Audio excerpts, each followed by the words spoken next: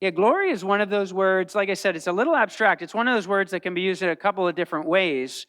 Um, for one, something can be full of glory, so that we would say something is glorious, right? So it's glorious, and basically that would mean that it has intrinsic value, intrinsic beauty that leads us to and makes it worthy of praise and honor and adoration, right? So there's something intrinsically beautiful and valuable about that thing. A flower in full bloom, you might say, reflects a certain glory, an intrinsic beauty. A sunrise or a sunset might reflect an intrinsic beauty and value. The ocean stirred in a storm might reflect what we might call a terrifying beauty that is glorious. But we also use the word in the sense of being able to direct what we direct to that which is glorious. So we can actually also give glory to the thing that is glorious, giving it praise, giving it honor, giving it adoration, recognizing that it has glory, maybe even worship and making it famous, we might say. So we give something glory. And obviously we know and see that aspect of it is often misplaced, right? We tend to give glory and adoration and praise and even worship to things that really do not in and of themselves deserve it. In the Bible, the Hebrew word for glory means, anybody know what it means? It actually means heavy. It means weighty. And it denotes something that is substantial or imposing, we might say, or influential or of great worth. It's something that we might say you would feel the impact of, right? You would feel the impact of it. Weighty. Oh, that person, boy, they're really throwing their weight around, right? It's something you would feel the impact of. So God is both the height of being glorious in that he possesses innate glory, intrinsic value and beauty and worth, kind of this heaviness, this weight of glory. And he is also, in his beauty and majesty and nature and strength and activity, he's also worthy of receiving glory from all that he has made and created. A creation that actually reflects his glory, kind of as we might say, as a signpost pointing back to the Creator. And again, that's where I say sometimes we misplace our worship of that which is glorious, and we worship the created thing rather than the Creator. But like Psalm 19:1 says, it says, the heavens declare what? The glory of God. So we can say the heavens might be glorious. You might stand out, especially up here in Tioga County, on a really clear moonless night and see the stars, and you're taken back. You're like, wow, the glory of it, the intrinsic beauty of it, the weight of it. But really, what the Bible says is that that's just a little signpost. That's just a little stamp that points to the glory of the Creator. And again, as believers, we can reflect God's glory as we worship him, as we give glory to him, the one who is glorious, as we obey him, as we live in accordance and act in accordance to his will and his likeness. So a little bit of context for today. From Jacob's story last week, we move we turn the page actually hundreds of years forward to a man named Moses. But to get there, and again, I'll try and do this concisely. So Jacob had many sons, and his sons get jealous of a younger brother named Joseph. So jealous, in fact, that they end up selling him off to some merchants, some traders that are going to Egypt. And they go to their father Jacob, and they say, hey, Joseph, this one that they just sold off, has been killed. He's been killed by wild animals, or at least that's what Jacob seems to envision. So Joseph actually goes off to Egypt, and he finds himself there as a slave. He eventually finds himself falsely accused of a crime and imprisoned, and then eventually finds himself second in command of all of Egypt, only under Pharaoh. It's a really fascinating story. So I'm just kind of giving you the tips of the mountains there. A famine hits the whole land, and Joseph's brothers come to Egypt looking for food and looking for supplies, only to find, much to their shock and dismay, that this brother that they had sold off many, many years before, and again, there's a whole good story behind this. To their shock and dismay, they find out that he is a man of great authority now in Egypt. But Joseph is also a man of tremendous grace. And he forgives his brothers, famously saying, "You intended to harm me, but God intended it for good, to accomplish what is now being done, the saving of many lives." And in the end, during this famine, Joseph actually has his whole family moved to Egypt. So now many years pass, Joseph dies, Joseph is gone and forgotten, and another Pharaoh comes into power, and the Hebrews are just growing and growing and growing. They're becoming so numerous that they become a threat to this Pharaoh, so they oppress the people heavily. So much so that they end up enslaving the Hebrews, and they stay that way in that place for hundreds of years. But the Hebrews continue to prosper and grow. The reigning Pharaoh at one point actually says that because they're growing so numerous and they're such a threat, that all the boys that are born, all the baby Hebrew boys, are to be killed. So there's one mom that says, I'm not going to let that happen to my baby boy. And she actually hides him for a little while and then creates this waterproof basket and sends him down the Nile. And again, another fascinating story. His sister follows the basket on the edge of the water. And it's ironically found by Pharaoh's daughter. And Pharaoh's daughter takes this child and ends up raising this child in Pharaoh's household, raises a Hebrew son in Pharaoh's household. And that son is named Moses, to draw out, right? So it means she drew him out of the water, it means to draw out. As a younger man, Moses kills an Egyptian. He seems to start to have a real heart for the oppression of his own people, and he kills an Egyptian that was beating a Hebrew.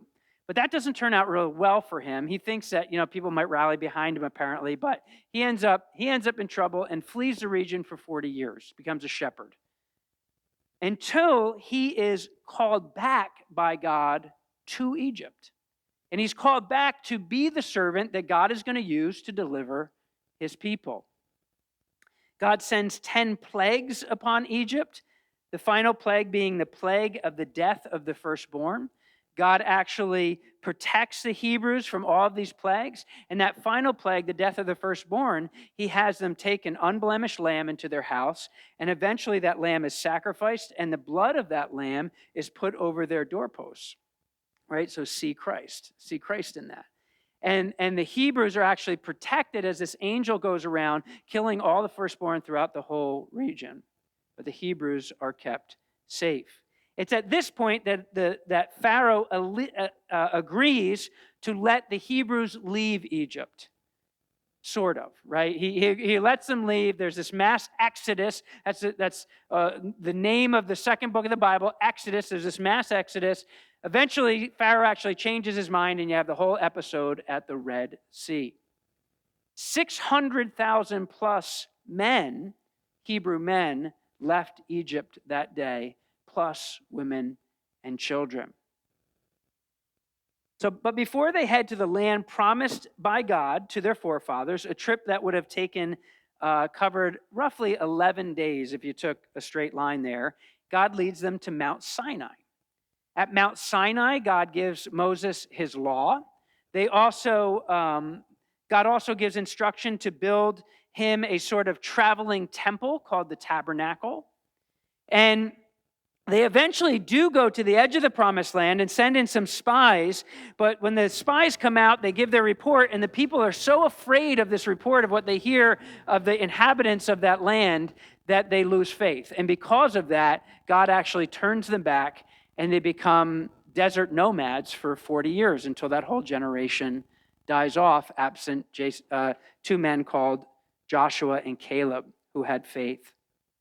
Before this, and I'm just about done with my context, before this, while they are still at the base of Mount Sinai, there's a major rebellion because Moses is so long up on the mountain receiving the law. So the people want a God that they can see. So what they do is they, like their neighbors, they fashion this idol, and they fashion this idol into a calf. And actually, they say, "This is your God, O Israel, who brought you out of Egypt." They actually attribute this saving power to this idol. You say, "Oh man, how tempted we always are to worship visible false gods." Moses comes back down the mountain. He's very angry, appropriately, but he also intercedes for the people, even to the point, amazingly, of asking God to blot him out of his book. He's like, "Forgive the people, even if it means that I am blotted out." Amazing, amazing intercession. And then we come to Exodus 33, and there's the major issue here of this chapter at hand, and the powerful, prayerful interaction of Exodus 33 is whether God's special presence, and that word literally means face, whether God's presence will accompany the people to the promised land. Because just in the beginning of chapter 33, God basically tells Moses, "Listen, you guys go. You go to the promised land. I'll actually send an angel with you," which actually isn't the angel of the Lord. It's not a theophany. It's just a messenger. Most like he's pointing to some sort of supernatural messenger. "I'll send an angel with you. You can go to the promised land, but I am not going with you." That's what God tells Moses. So that's kind of the major crisis of Exodus 33. Let's read verses 7 through 11. "Now Moses used to take a tent and pitch it outside the camp some distance away, calling it the tent of meeting. Anyone inquiring of the Lord would go to the tent of meeting outside the camp. And whenever Moses went out to the tent, all the people rose and stood at the entrance of to their tents, watching Moses until he entered the tent. As Moses went into the tent, the pillar of cloud would come down and stay at the entrance while the Lord spoke to Moses. Whenever the people saw the pillar of cloud standing at the entrance to the tent, they all stood and worshiped, each at the entrance to his tent. The Lord would speak to Moses face to face, or more literally, mouth to mouth, as a man speaks with his friend. Then Moses would return to the camp, but his young aide Joshua, son of Nun, did not leave the tent." So here we see Moses, and this is before the tabernacle. The official tabernacle has been completed, and he pitches this temporary tent. He seems to do this on his own. He pitches this temporary tent as a meeting place with the Lord. And God seems to honor it. God actually meets him in this place, and God's presence is represented here visually in this pillar of cloud, and the people worship at a distance. They worship at the entrance of their own tents. There's a couple of striking things here. First off, I want you to notice that over and over and over again, I've said this several times before, that God's great desire throughout Scripture is to dwell with his people. That's what God's heart is, that he would make a way to dwell with his people. And that is what becomes the imagery of the tabernacle. Because when the tabernacle is established and they become this nomadic people, every time they set up the tabernacle, they encamp around the tabernacle. So that it was symbolic that God was indwelling in the middle of his people. But this tent is pitched where? Yeah, it's pitched on the far outside of the camp. Because remember what just happened. There was just this grievous, terrible episode just prior to this, in the chapter before, this idolatry and this sin in the camp. And so you get this symbolism where God's now like, Moses, I'll meet with you, but it's got to happen outside the camp. So you get this sense of separation and this mourning of the separation that's going on here. Like if anybody's going to meet with God, it's not with these people. You're going to come outside the camp. Yet Moses pictures for us a very different reality. Like I said, there's this picture of separation and the tension that causes through sin and through the people's rebellion. But here, in Moses, you see actually the opposite. You see this relational opportunity with God that's the opposite of separation, that God speaks with him face to face, or again, literally mouth to mouth, as a man speaks with a friend. Now, face-to-face here is most likely not to be taken in the most literal sense, and we'll see that as the story progresses. It's most likely figuratively denotes kind of the intimacy and freedom of communication that God has with Moses. Now, another possibility is, as we've already seen with Abraham and Jacob, that God can manifest himself in a form, a theophany, in a form that man can see and kind of interact face to face with, but in a form that veils his full glory. But the fact that the transcendent God would come down and interact with a human, and interact with him in such a way as a man speaks to a friend, face to face or mouth to mouth, this close, intimate communication, is nothing short of stunning. It speaks volumes of God's heart, God's grace, God's nature to be intimate and relational with mankind. He wants to be with his people. He wants to connect with his people. He wants to have fellowship with his people.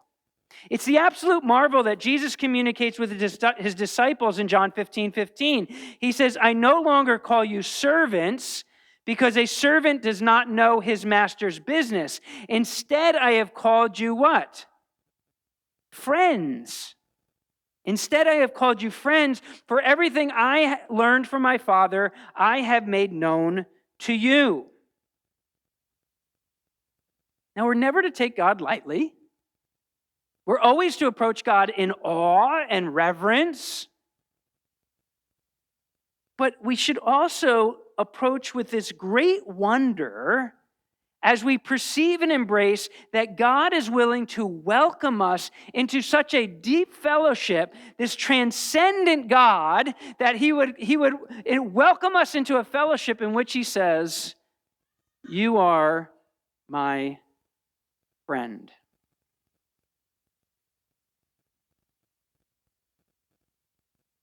Verses 12 through 17. I'm sorry. I got that right. Yes, 12 through 17. Moses said to the Lord, you have been telling me, lead these people, but you have not let me know whom you will send with me. Now, again, that's probably flashing back to the beginning of the chapter where God says, I'm not going with you. I'm going to send this angel. You have said, I know you by name, and you have found favor with me.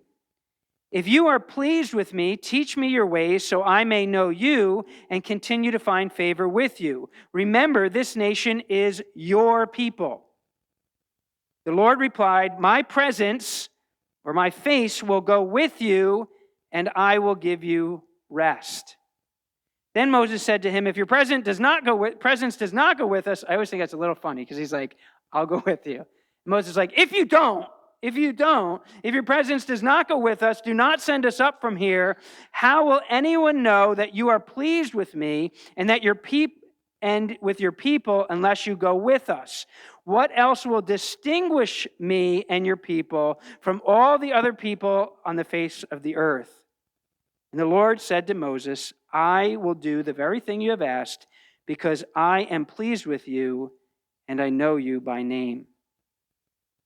Again, here, the primary issue, the major question is whether God's presence, his special presence, his face, this intimacy with God, will go with the people to the promised land. He said he'd send a messenger with him, but he himself will not go. The people's sin has caused a separation. But Moses can see no other way. Going forward was not going forward at all for Moses without God's presence. It's like, I wonder here, is God testing Moses? Go take the promised land, but take it without me.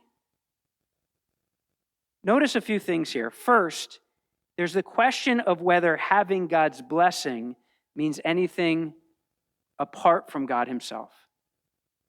There's a question of whether having God's blessing means anything apart from God himself. Martin Lloyd-Jones says, "To be given every other blessing is of no value if God is not with you. What is the value of Canaan?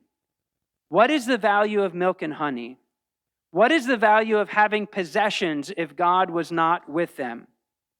They saw that the realization of the presence of God, having this fellowship and company, was infinitely more important than anything else. What does it mean to have God's blessing if you don't have God's presence? But yet I do think that many people desire God's blessing, but not his presence. Second, Moses understands that the distinguishing mark of God's people is God's presence. The distinguishing mark of God's people is God's presence. To have the land of promise without God was to have nothing. To have religious ritual and tradition and law apart from God was to have nothing. Moses desired God himself, and he wanted him more and more. As Christians, it's never what we physically have that makes us distinct in the world. Nor is it specifically our symbols, nor is it our rituals, nor is it our traditions, but rather it is the Lord's presence with us, now manifest in the Holy Spirit of God indwelling the believer. When someone visits a gathering of God's people, it shouldn't be the good music or the slick programs or eloquent preaching that distinguishes that people. But rather, when someone comes into a church community, what should distinguish them is that they would say, God is in this place. God is with these people. That's what Paul says in 1 Corinthians 14, that someone, even if they don't know the Lord, that they would have the opportunity to perceive when they come within your gathering to say, God is really among you. The distinguishing mark of God's people, right, in this sense, should be God's presence. And third, God uses Moses as an imperfect intermediary to connect God's people with God's presence, foreshadowing the perfect intermediary of Jesus Christ, who will forever connect God's people of faith with God's presence through his perfect sacrifice of sin and victory over death. Finally, verses 18 through 23. Then Moses says, "Now show me your glory." And the Lord said, "I will cause all my goodness to pass in front of you, and I will proclaim my name, the Lord, in your presence. I will have mercy on whom I will have mercy, and I will have compassion on whom I will have compassion." But, he said, "You cannot see my face, for no one may see me and live." Then the Lord said, "There is a place near me where you may stand on a rock. When my glory passes by, I will put you in a cleft in the rock and cover you with my hand until I have passed by. Then I will remove my hand, and you will see my back. But my face must not be seen. And again, these terms are face, hand, back. They're for our understanding. They're for our understanding. So in the midst of this prayer, where Moses is saying, hey, you have to come with us. You have to come. Going there without you is meaningless. In the midst of this, and that's a prayer that God answers in the affirmative. It's almost like you wonder if that's what he was waiting for. In the midst of this, Moses asks God, he says, now show me your glory. What do you think Moses was asking for there?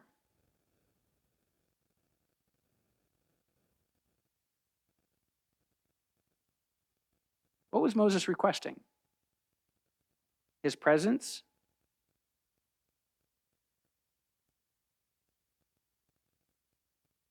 More, yeah.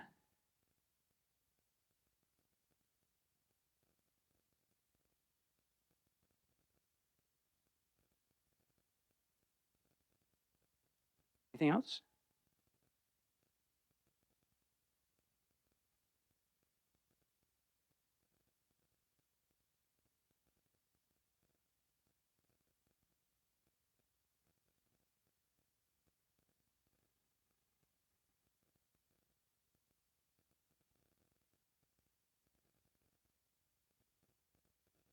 Yeah, yeah.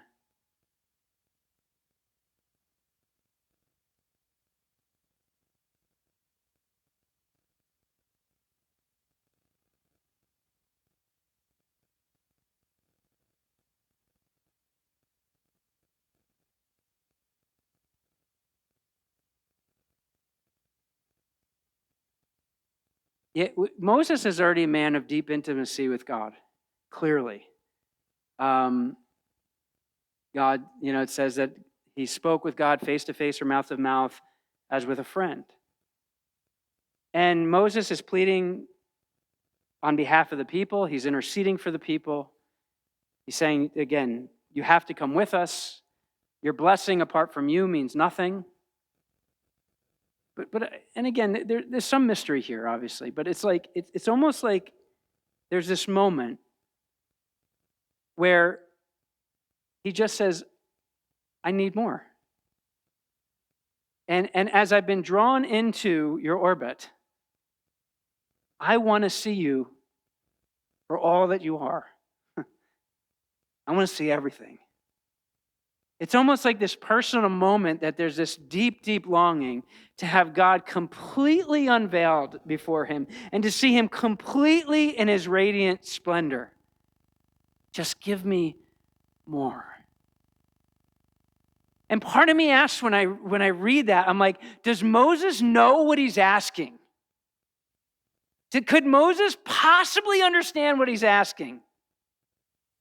Does he know that his life is on the line? Or does he even care? Does he know, is he willing to physically die for that moment?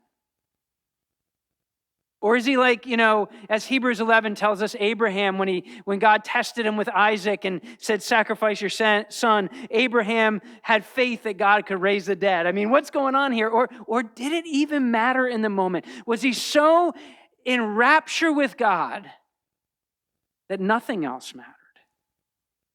I need to see you, and I need to see all of you. As Christians, we will experience dry times. Me, you, everybody around you. We will experience, we will have our untrustworthy feelings waver. Yet I think this principle still holds true. When you really consistently draw near to God and really taste and see that the Lord is good, you will want more of him. And if I can suggest, I think that even goes beyond feelings. You're an emotional person. God has wired you that way. It's good, it's bad, it's beautiful, it's ugly, right? But there's something that goes even deeper to your soul. That it's like your soul will acknowledge that though it has moved towards thousands of misplaced desires, this is what I've desired all along. This is what I've desired all along. This is what my heart has thirsted for all along.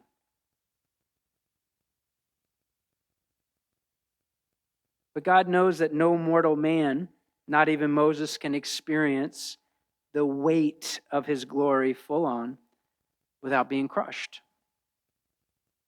And so God protects Moses from that which would destroy him, even the full front-on revelation of his own glory, shielding him in the cleft of a rock of which he can stand. And of course, many people see that as a beautiful picture of Jesus Christ himself. And then he allows him to see the after effects of his glory after he's passed by. And there's so much that we could talk about here, but I just want to close with this. I'd encourage you to notice how the quality of God's glory is defined here. The quality of his glory. What is it? What is the essence of it? God's glory at times in the Bible is manifested as a fire, and sometimes as a cloud, and sometimes in a storm, and sometimes as a radiant, magnificent light. Yet here, when God speaks of his glory, and he says that his glory will pass by Moses, he says that he's going to proclaim his name. This name that represents all that he is, all of his character.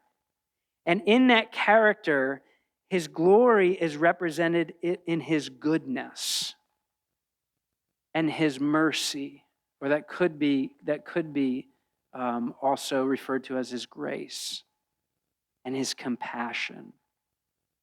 This is the essence of the full weight of God's glory, the radiant splendor of his being. So as I welcome Brian up to lead us in the Lord's Supper, I just want to note that when Jesus looked to the cross, after Judas had just betrayed him, John tells us that Jesus said this, "Now is the Son of Man glorified, and God is glorified in him." It is in God's love and grace, most poignantly manifested in Jesus' sacrifice, that we actually behold the glory of God.